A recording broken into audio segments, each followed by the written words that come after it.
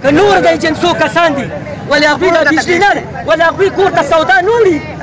دا ټولې مسلې ګورې زما د ریاست د هر یو کس ته ده که هغه په حکومت کې دی او که هغه بار دی نو زه د دې وجې نه تاسو ته دا خبره ګورې ډاډګیرنه درکوم چې ګورې د یو شي نه به هم نه یېرېږې لکه ما ته غوږ کېدی یوه خبره کوم دا زه په دې سوشل میډیا خو ماته ټولې نه که نه څوک خودکشي کوي څوک خپل بچي وژني څوک نیر نه دانګي څوک زهر خوري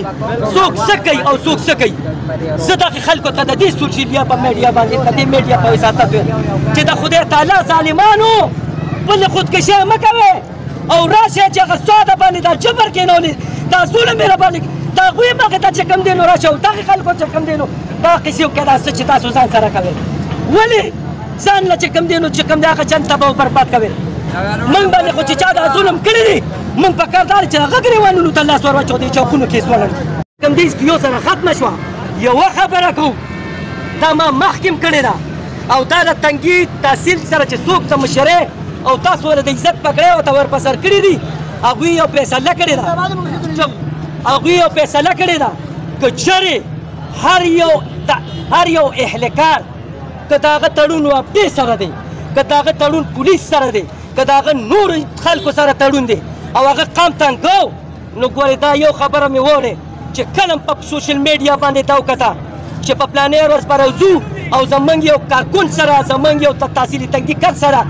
دغې انتظامیې خلکو هغه چې کوم اهلکار دي ظلم یې کړي چپ شه نو هغه خلک په ټول تحصیلي تنګي به د هغې اهلکار کور ته مخې ته ولاړ یو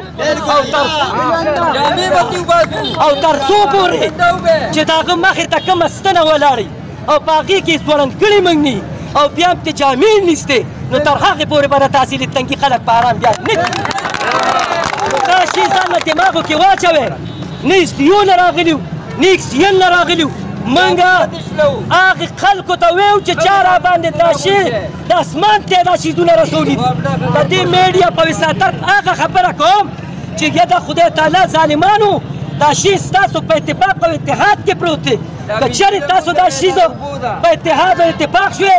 زما په خدای قسم دی چې دا چارواکي به درته په خپو کښېني او که داسې ونه شوه نو یا د تنګي تحصیل خامه بیا هم له ګورې بله ورځ له بیا 100 روپو ته چې یونټ ته ځان تیار کړې او که داسې په اتفاق او روغځې او دغسې چې کوم دی د خپل حق تپوس کوې یوازې بجلي اوس نه ده دې پسې موږ ته نورې ستونزې مخې ته دي د هغې دپاره به م انشاءالله موږ ټول په شریکه راوځو او د هغې خلکو څوک چې راباندې دا ظلم او جبر کوي د هغوی مخې ته به انشاءالله موږ انا باغي باندې تاسو مو د خپل موږ پیژنو او چې دومره وګورو دوی ته زمونږ ستاسو زمونږ د ټولو مخ په لاندې چې دا سار له دا خبره چې یعنې مسله جوړه نه شي نو موږ خو لکه دا نه وو چې لکه چا له تکلیف هم نه ورکړو نور بجې راغلو مکمل بجان اوس تاسو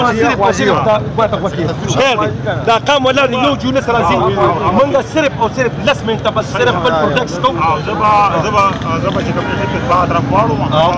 موږ ته صرف 10 منټه راځي بس زه متبادل تاسو چې کوم دي بس بالکل مهرباني تاسو ډیره مننه